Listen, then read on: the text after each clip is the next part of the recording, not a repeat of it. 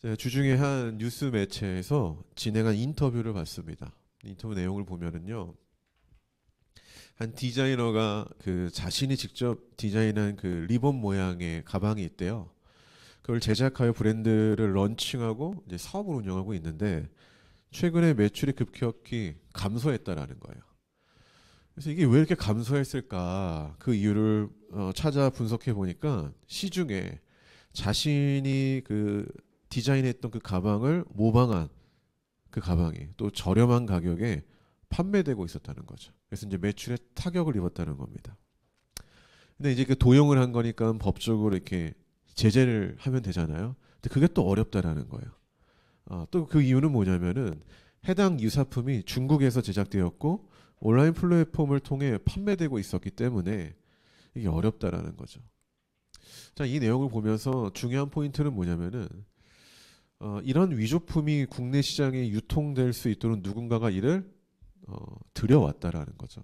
들여왔고 그로 인해 정품을 제작 판매하는 사람들이 직접적인 피해를 보고 있다라는 어떤 그런 사실. 참으로 안타까운 뉴스였습니다. 여러분 빛이 있으면은 뭐가 있죠? 어둠이 있겠죠. 그러니까 진짜가 있으면 꼭 가짜가 이렇게 등장하기도 합니다. 소리 조금 올려주세요. 오늘 본문 말씀에도 가짜에 대한 이야기가 나오죠. 거짓 선지자. 초기 교회는 진짜 복음을 따르는 자들 사이에 가짜 선지자들의 이 가르침이 툭툭 튀어나왔어요. 늘. 이 가짜들 때문에 진통을 겪기도 했습니다. 교회가 쪼개지기도 하고 누군가는 교회를 나가기도 하고. 자, 그렇다면 여러분 가짜가 존재하는 이유는 뭘까요? 여러분 가짜라는 거는 뭔가 진짜를 표방하지만은 사실은 다른 거잖아요. 그렇죠? 굉장히 많은 것들이 달라요. 근데 그게 잘 보이지는 않습니다. 비슷해 보이지만 어딘간 다릅니다. 여러분 사람들은 왜 이 가짜를 만드는 걸까요? 이게 뭐 복음이든 뭐 물건이든 뭐든 간에 그런 가짜들이 있다라는 거죠. 우리는 본문 말씀을 통해서 좀 이 이유를 좀 발견해 보려고 합니다. 그리고 거짓된 가르침에 빠지는 성도가 없기를 좀 그런 소망을 가지고 오늘 본문을 볼 것이고요. 그리고 더 나아가 거짓에 빠진 자를 구해내는 우리의 믿음의 구원자들이 여러분들 되기를 소망해 봅시다. 먼저 첫 번째 봅시다. 가짜는 왜 등장하는가? 첫째, 읽어봅시다. 시작. 3절 말씀을 한번 읽어볼까요? 여기 보면 거짓 선지자들이 생기는 이유에 대해서 명확하게 말하고 있습니다. 그들이 읽어봅시다. 시작. 그들이 탐심으로써 지언의 말을 가지고 너희로 이득을 삼으니 그들의 심판은 옛적부터 지체하지 아니하며 그들의 멸망은 잠들지 아니하느니라. 아멘. 여기 뭐라고 나옵니까? 너희로 이득을 삼으니. 제가 20대 시절 성결대학교 도서관에서 근로학생으로 일하던 때입니다. 한 4학년쯤에. 그때 경제적으로 여유가 없었던 시절이라서 그러니까 내가 무언가를 구매를 한다. 물론 지금도 그래요. 굉장히 인터넷을 통해 철저하게 비교하고 가장 저렴한 곳에서 살려고 합니다. 저는 그게 약간 몸에 배겼어요. 어렸을 때부터 그렇게 하다 보니까.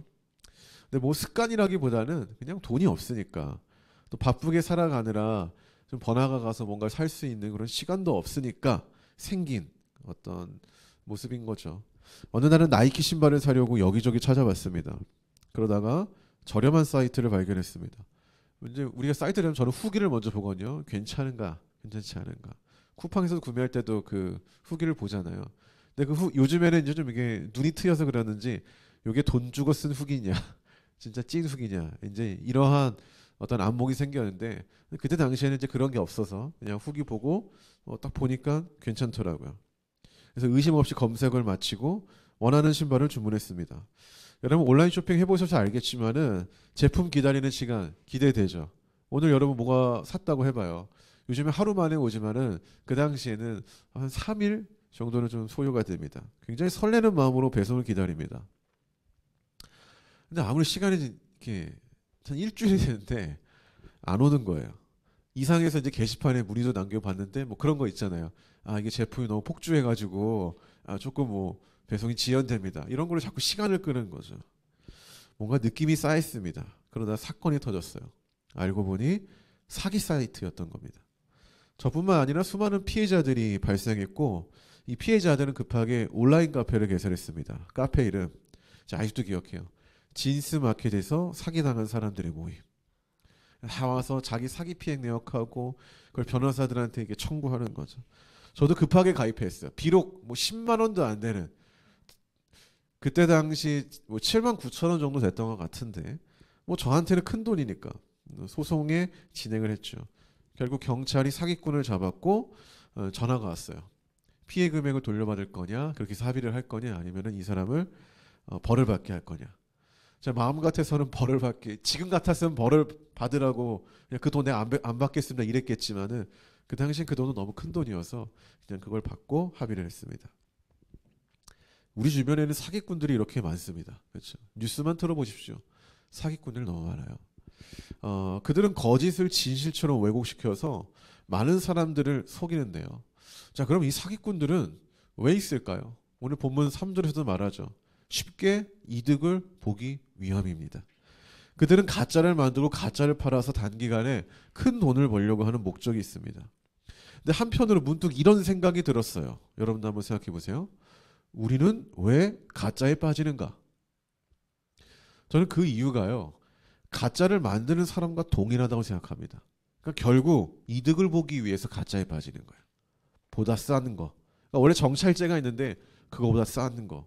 더 쉽게, 더 저렴하게 무언가 진짜의 가치를 그것에 걸맞는 어떤 값을 지불하고 얻으려고 하는 게 아니라 더 내가 이득을 보기 위하기 때문에 가짜에 빠지는 거 아닐까요?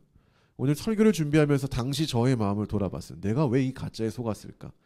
결국 저는요, 조금이라도 진짜의 가치를 지불하고 그걸 내가 구매하고 싶었던 게 아니라 내가 이득을 보고 싶었던 거예요. 그래서 이 이득을 보려고 하는 그 마음이 제 눈을 가렸다라는 거예요. 그러니까 본질은 같다라는 거예요. 가짜를 만드는 사람이나 가짜에 빠지는 사람이나 사실은 이득을 보기 위하는 그 마음 때문에 빠진다라는 거죠. 본문 1절을 봅시다. 1절을 보면은 거짓 선지자들이 존재하는 것처럼 너희에게도 그런 일이 있을 거라고 성경은 지금 지적을 하고 있습니다. 하지만 중요한 거는 우리 주변에 이런 거짓들, 뭐 사기꾼들 다 존재해요. 그럼 중요한 건 뭐예요? 내가 빠지지 않아야 된다라는 건데 오늘 본문에 말하고자 하는 이슈는 뭐냐면 그들이 외부에만 머물러 있는 게 아니라 교회 안으로, 성도들 안으로, 우리 안으로 그게 들어왔다라는 거죠. 본문은 그 거짓 선지자의 특징에 대해서 두 가지를 말합니다. 첫째, 제가 저번에도 한번 얘기했어요. 예수 그리스도를 부인하고 방탕하게 산다. 그러니까 예수의 재림이 없다. 심판자가 없으니까 어떻게 삽니까? 막 살아도 되지 않느냐. 이런 가르침을 만든다라는 거예요. 이건 저번에 얘기했으니까. 둘째는 뭡니까? 탐욕에 빠져 그럴듯한 말로 이득을 취하는 거예요. 이게요, 여러분. 새번역 성경을 보면은요, 아주 적나라하게 번역이 되어 있어요. 어떻게 나오냐면 이렇게 나와요. 여러분의 호주머니를 털어갈 것입니다. 이렇게 나와요. 얼마 전 인스타그램에서 하나의 영상을 봤습니다. 요즘 제가 핸드폰 좀 많이 보는데 영상 소개글이 이렇게 나와요. 쇼츠 같은 거였는데 춘천 근처 가평에 있는 궁전, 여기는 뭘까? 딱 나와요. 그래서 드론으로 딱 찍어요. 여러분 그 영동 고속도로인가요? 그 차를 타고 가다 보면은요, 한 번 좀 봤을 거예요. 고속도로 옆에 그 산 중턱에요, 한 궁전이 서 있어요. 봤습니까? 세월이 많이 봤지. 집에 가다가 마치 미국의 백악관을 연상케 하는 그런 거대한 궁전이 있습니다. 이게 통일교 건물이래요. 드론으로 이렇게 촬영하고 봤거든요. 와, 부지가 진짜 기독교는 그거 보니까 기독교는 진짜 아무것도 아니겠더라고요. 거기가 이제 청평호인가요? 거기 청평호인가 호수가 있잖아요. 그 댐 안에 거기를 이렇게 거의 이렇게 이들이 샀더라고요. 하나의 그 낙원을 만들었습니다.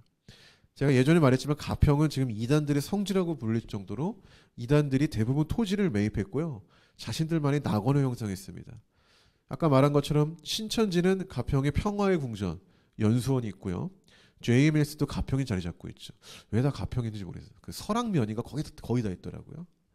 예전에 제가 설교에서 언급했던 에덴성회라는 단체는 가평에 휴게소, 놀이공원, 벚꽃축제, 숙박 이런 걸 다 운영하고 있더라고요.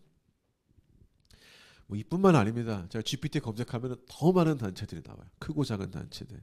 그래서 가평은 지금 가평에 있는 기독교 연합 단체들은 정말 이것 때문에 골머리를 썩고 있다고 합니다. 그 거대한 이단들의 성지 이렇게 드론으로 촬영한 것들, 궁전 같은 것들 제가 보면서 이런 생각을 했어요. 얼마나 많은 사람들의 호주머니를 털어갔으면 야 이렇게 자신들만의 타운을 형성할 수 있었을까? 타운을. 그 뭐죠? 그 대통령 선거 많이 나왔던 그 이상한 허경영. 그 봤어요? 그 이상한 그 우유 같은 거 막 썩은 거 막 팔고 뭐 물 팔고 이거를 해가지고 그 하늘궁전인가요? 그것도 어마어마하더라. 그것도. 거기는 어디 있는지 검색 안 해봤는데 정말 어마어마하더라고요. 진짜. 실제로 이건 이단만의 문제가 아니에요. 기독교 내부에서도 재벌처럼 살아가는 목사들이 있습니다. 일단 저는 아닙니다. 우리 교회 사역자들은 절대 그럴 수 없는데 실제로 과거에요. 뭐 여러분이 신앙이 이때 있었는지 모르겠지만은 한 대형교회 유명 목사가 실명 거론 안 합니다. 말하면 다 알 거예요. 벤틀리 타고 다닌다는 기사가 보도된 적이 있어요. 벤틀리. 그것도 스포츠카 벤틀리. 민서님 잘 알죠? 벤틀리. 얼마나 합니까? 그렇죠. 이때 당시에는 제가 기사로 봤을 때 3억대였어요. 3억대. 근데 이게 기자가 뭐 주성이 같은 기자가 이제 간 거죠. 뭐 PD 수첩 이런 데서 어떻게 소유하게 된 겁니까? 뭐라고 답변인지 아세요? 교인이 사줬습니다. 이랬어요. 교인이 사줬습니다. 제 시각에서는 진짜 뻔뻔한 대답이라고 생각했어요. 뻔뻔하다 얘가. 그럼 거절해야죠. 제가 아는 분은 대형교회 목사인데도 마티즈 타고 다녀요. 물론 세컨카가 있지만 있어야죠. 나이가 연세가 있으신데 막 60 이렇게 넘으시는데 어느 정도 세컨카는 있겠죠. 외제차는 아니고. 근데 뭐 신방하고 뭐 할 때 그렇게 그런 거 타고 다녀요. 왜냐면 당연한 거 아닙니까? 동네도 아니는데 외제차 타고 다닐 필요가 있습니까? 뭐 필요도 없겠지만 그럼 거절해야죠. 다른 차도 아니고 목사가 스포츠카가 왜 필요합니까? 벤틀리에 뭐 스포츠카가 있나 봐요. 되게 비싼 게 있나 봐. 전 뭔지 모르겠는데 있나 봐요. 여러분 이거 왜 받은 겁니까? 그저 뽐내고 싶은 마음, 이득이 주는 탐심에 눈이 먼 거죠. 적당히 해야죠. 여러분 잘 보세요. 여러분 차를 사지 말라는 얘기가 아니에요. 그렇죠? 이런 이득에 빠지지 말라는 거예요. 성경에서 거짓 선지자들이 존재했던 것처럼 오늘날에도 그럴듯한 말로 사람들의 호주머니를 털어가는 사람들이 있습니다. 여기서 이 호주머니라는 개념을요, 돈의 개념으로 보지 마세요. 가치관의 개념으로 보세요. 그걸 털어간다고요. 여러분이 건강한 가치관이 있어요? 그럼 거짓 선지자들은 야, 그렇게 살면 안 돼 라고 여러분의 가치관을 흔들어 버린다는 거예요. 여러분의 신앙이 있어요? 그럼 그 신앙도 흔들어 버린다는 거예요.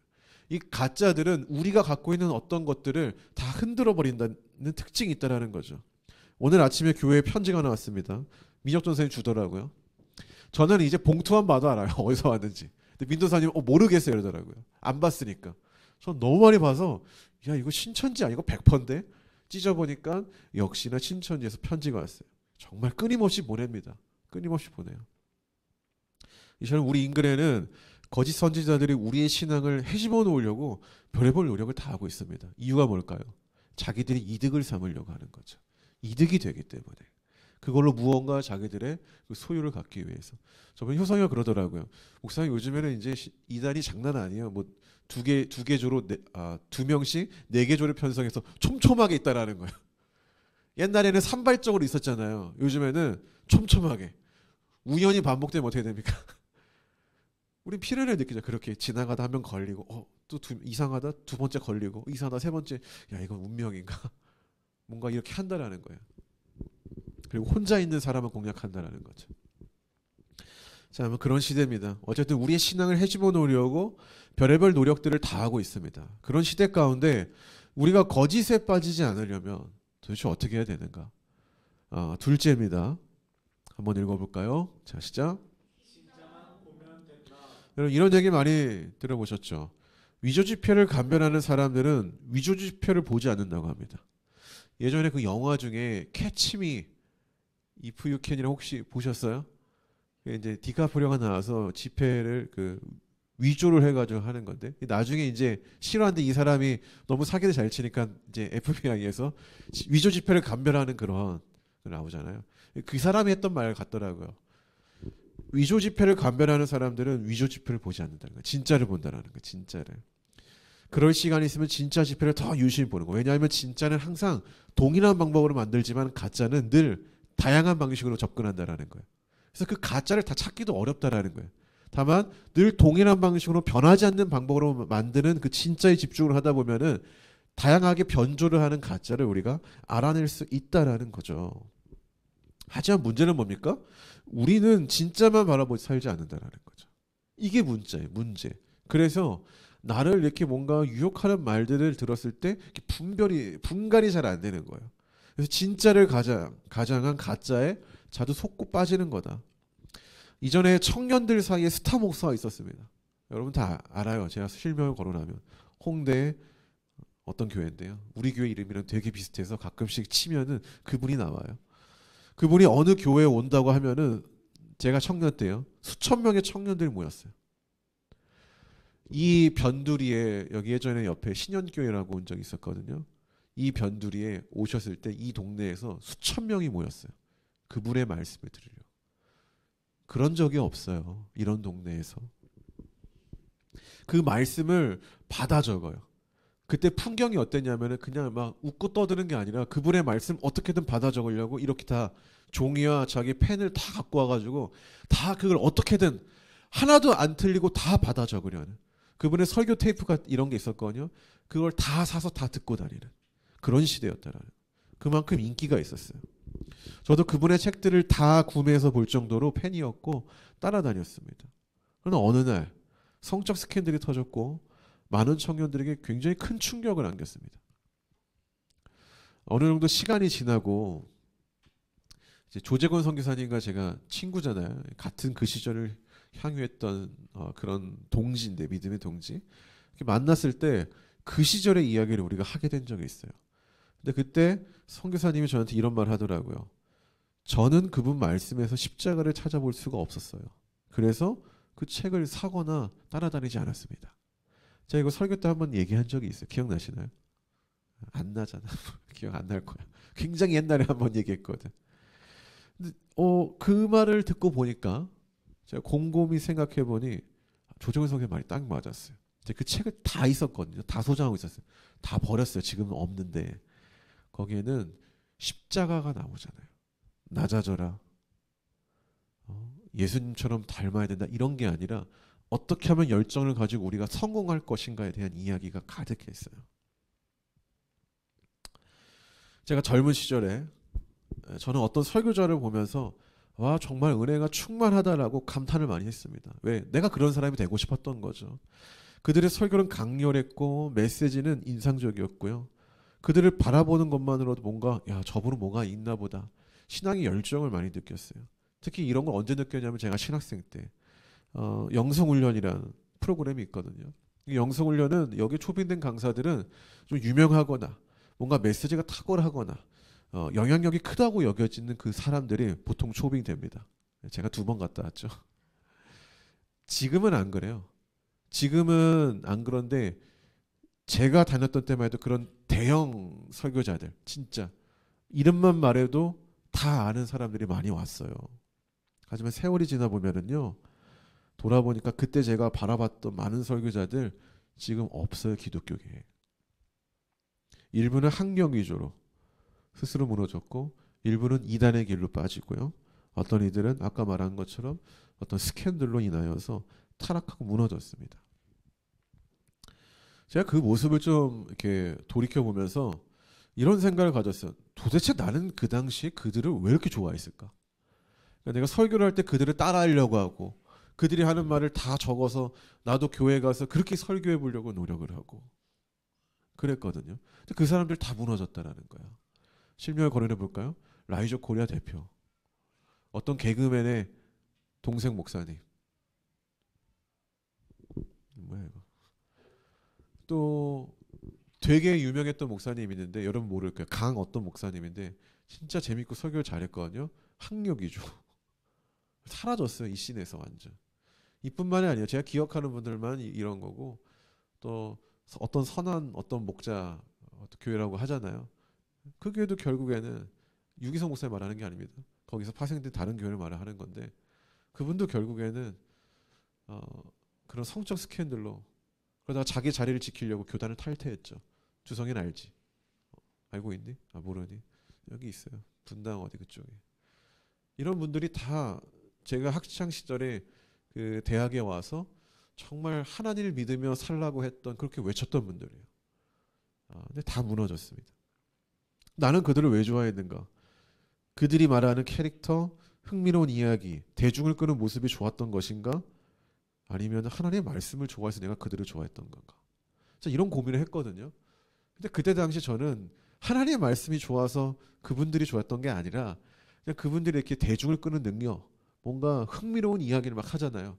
그게 좋았던 거예요.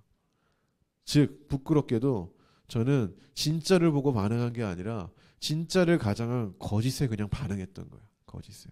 근데 실제로 진짜 성경 말씀만 말했던 분들에 대해서는 별로 저는 반응하지 않았어요. 그냥 지루해했고 잠을 자기도 했고. 근데 그런 분들은 아직도 묵묵하게 지금 그 자리에서 경건하게 목회하고 있다는 거예요. 너무나 부끄럽지 않습니까? 그때 당시에 내가 받았다는 은혜는 그냥 진짜를 가장한 가짜의 현혹이었던 거예요. 그게 과연 은혜일까? 근데 우리도 그러지 않습니까? 진짜를 보는 눈이 우리에게 없고요. 내 안에 비교할 수 있는 그 진짜가 없으니까 분별이 안 돼요. 그냥 사람을 재밌게 하고 대중을 휘어잡으면은 야 진짜 설교 잘한다. 은혜가 있다라고 판단하는 거예요. 이게 우리 안에도 있다라는 거예요. 근데 어떤 분이 와서 하나님 말씀을 읽고 여러분 주님을 믿으며 따라야 합니다. 이렇게 말하면 우리는 굉장히 그 말씀을 이렇게 스펀지처럼 받아들이지 않죠. 여러분 진짜를 따른다는 건 무엇일까요? 9절 말씀을 한번 읽어보겠습니다. 한번 읽어볼까요? 자 시작.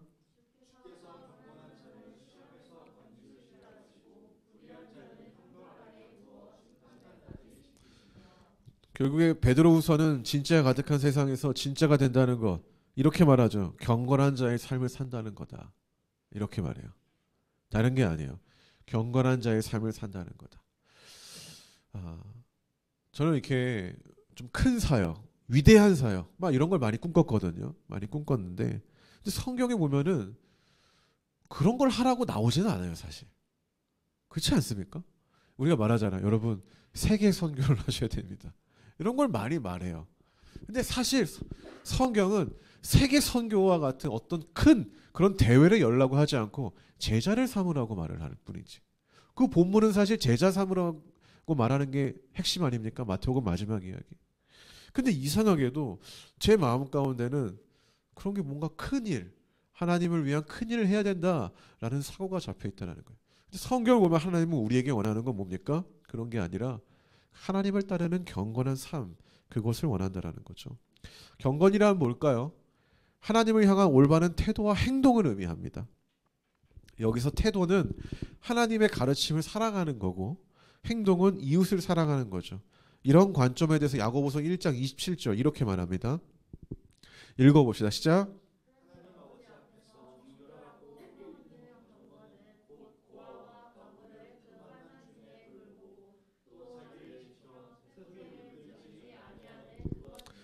아멘. 성경이 말하는 경건은 단순한 종교적 행위가 아니라 이렇게 삶으로 뭔가 드러내려고 하는 그 실천적인 신앙. 여기서 이 드러냄을 교만이라는 말로 해석하면 안 됩니다. 우리가 믿고자 하는 바대로 살아가는 그것. 초기 교회는 이러한 실천적 경건을 매우 중요하게 여겼다. 앞서 말씀드린 것처럼 초대교회에서 성도가 세례를 받기 전에 가장 많이 받는 교육이 뭐라고 했습니까? 어떻게 하면 경건하게 살 것인가? 어떻게 하면 당신이 이웃을 사랑하며 살 것인가? 여기에 대한 확실한 그런 대답을 넘어서 그에 걸맞는 삶이 없으면은 세례를 안 줬다라는 거예요. 제가 그래서 그 기간이 얼마나 걸렸다고 했어요? 통상적으로 3년. 3년을 그렇게 교육했다라는 거고 누군가가 전도했는데 이 사람 가운데 그런 삶이 전혀 보이지 않고 노력하려고 하지 않고 그렇게 살려고 하지 않으면은 세례를 주지 않았다라는 거죠. 그만큼 초기 교회는 이 부분에 대해서 많이 강조했다라는 거예요. 하지만 하나님의 말씀을 경외하는 태도, 세속에 물들지 않으려고 하는 그 마음이 없다면 이러한 실천도 결국 자기 의를 드러내는 행위에 불과합니다. 여러분 성경에서 노아는 당대의 은혜를 받은 의인이라고 말을 합니다. 당대의 의인이었더라. 자 그렇다면 성경은 왜 노아를 의인이라고 했을까요? 어제 제가 이제 이 내용을 갖고 우리 사역자들과 얘기를 했는데 노아가 살던 시대 창세기 6장 보면 그 시대를 이렇게 말을 해요. 성적으로 문란하고 타락한 세상이었다고 말을 해요. 이 배경을 이야기한 다음에 그 다음에 당대에 의인이 있었는데 바로 그 사람이 노아라고 말을 해요. 여기서 말하는 의인의 개념은 뭡니까? 문맥적으로 보면은 하나님의 은혜를 받아서 의인이라고 말할 수 있지만은 문맥적으로는 뭐예요? 시대적 가치관이 문란했지만은 그 문란함을 따르지 않았기 때문에 하나님의 의인이라고 말했던 거예요. 이해가 되시죠? 그 맥락 안에서 이처럼 경건이란 세상의 타락한 가치를 멀리하는 거예요. 멀리하는 거. 야고보서 1장 27절에도 나오잖아요. 또 자기를 지켜 세속에 물들지 아니하는 그것이니라. 하지만 하나님 말씀을 가까이 하지 않고 우리는 세속을 멀리할 능력이 없다라는 건 인정해야 됩니다. 할렐루야. 시편에 복 있는 사람은 악인의 꾀를 따르지 아니하고 2절에 뭐라고 나옵니까? 여호와 율법을 즐거워하느니라고 나오잖아요. 이걸 반대로 읽으면 뭐예요? 여호와의 말씀을 즐거워하지 않고는 악인들의 꾀를 따를 수 없다. 이거예요. 거기서 우리가 힘을 얻지 않으면은 선한 자가 될 수 없다. 하나님의 말씀을 가까이 하지 않고 그리스도인의 삶을 표방하는 것은 경건이 아니라 위선이라는 거예요. 위선. 성경만이 변하지 않는 진리죠. 우리가 진짜라고 말할 수 있죠. 그 진짜 신앙을 형성하는 유일한 도구가 오직 성경이라는 거예요. 말씀. 그 말씀이 없이 그것을 우선으로 따라야 우리가 진짜 신앙이 되는데 그것이 없이 우리가 만들어내는 경건은 위선이고 보여주기식에 불과하다라는 거죠. 여러분 성경을 가까이 하셔야 됩니다. 할렐루야. 사무엘 큐티가 나왔는데 여러분 꾸준히 하세요. 꾸준히 말씀을. 거기서 특별한 것을 얻지 못해도 그걸 꾸준히 읽으세요. 그럴 때 하나님이 은혜를 주시는 거지. 여러분이 하나님의 말씀을 읽지도 않는데 주님이 은혜를 줬다? 그거는 착각과 신기로 환각인 거예요. 환각. 그렇잖아요. 하나님 말씀으로 주는 거예요. 말씀의 결론을 맺겠습니다. 명품 브랜드의 가방을 만드는 회사들이 수많은 위조품이 있다는 사실을 알까요? 모를까요? 알겠죠. 그럼에도 불구하고 그들이 반응합니까? 안 해요. 왜 안 할까요? 저는 좀 의아했어. 만약에 누군가가 나를 행세를 한다. 전 반응할거든요. 할 것 같은데 누군가가 내가 이렇게 묵상해서 만든 설교를 어디 가서 똑같이 자기가 한 것처럼 한다. 난 뭐라고 할 것 같은데 사실 이게 진짜를 만들고 있는 사람들은 그럼 가짜에 반응을 안 한대요. 실제로는 왜일까라고 제가 검색을 해봤는데 이렇게 이야기하더라고요. 그건 희소성과 가치 상승 때문에 그렇다라는 거예요. 그러니까 이들이 판단하기에 물론 가짜가 자기들의 어떤 것에 대해서 폄하하고 피를 주지만은 그들이 해석하기는 그렇게 해석하는 게 아니라 오히려 우리의 진짜의 가치가 위대하기 때문에 가짜가 있는 거 아니겠어? 이렇게 한다라는 거죠. 근데 실제로 그렇지 않습니까? 명품이라는 가치가 우리가 알기 때문에 가짜가 나오는 거예요. 그 말은 즉 뭐냐? 진짜 복음이 있기 때문에 가짜 복음이 태동된다라는 거죠. 이해하십니까? 그래서 초대교회들은 어떻게 생각했냐면 이런 핍박? 이거는 뭐 핍박일 수도 있지만은 우리가 믿고 있는 예수가 진짜라는 증거 아니겠어? 그게 아니라면은 이런 가짜들이 왜 생길까? 이게 정말 가치가 없다고 판단하면은 이런 가짜들이 왜 생길까라는 거죠. 그 진짜가 있고 그 진짜를 따르는 자들이 있으니까 거기서는 가짜를 만들어서 그 진짜를 따르는 자들을 데려와서 뭔가 이득을 삼기 위한 이들의 모습. 그런 의미에서 거짓 선지자들의 존재는요, 진짜 복음의 가치를 선명하게 하는 하나님의 도구일 뿐이다라는 믿음으로 삼았다라는 거예요. 여러분 삶 가운데 여러분의 신앙을 뒤흔드는 존재들이 있습니까? 어떤 그런 유혹이 있습니까? 그 우리는 즐거워해야 된다라는 거죠. 왜? 내가 갖고 있는 신앙이 진짜였구나. 그래서 이 신앙을 잃어버리게 하려고 나는 활동이구나. 그런 시대 속에서 우리는 더 진짜에 집중해야 합니다. 우리가 진짜에 더 집중하다 보면 가짜들이 판을 칠 것입니다. 우리의 믿음을 흔들겠죠. 그럴수록 우리는 더 기쁨으로 나아가야 된다는 거예요. 진짜에 집중하고 성경을 읽고 하나님 말씀을 바라보면서 우리가 더 진짜 크리스찬이 될 수 있도록 나아가야 된다는 것입니다. 여러분, 진짜가 없으면 무엇이 없다? 가짜도 없다라는 거예요. 우리가 이 말씀을, 오늘 말씀의 제목을 여러분 마음 가운데 깊이 새겼으면 좋겠습니다. 기도합시다. 나는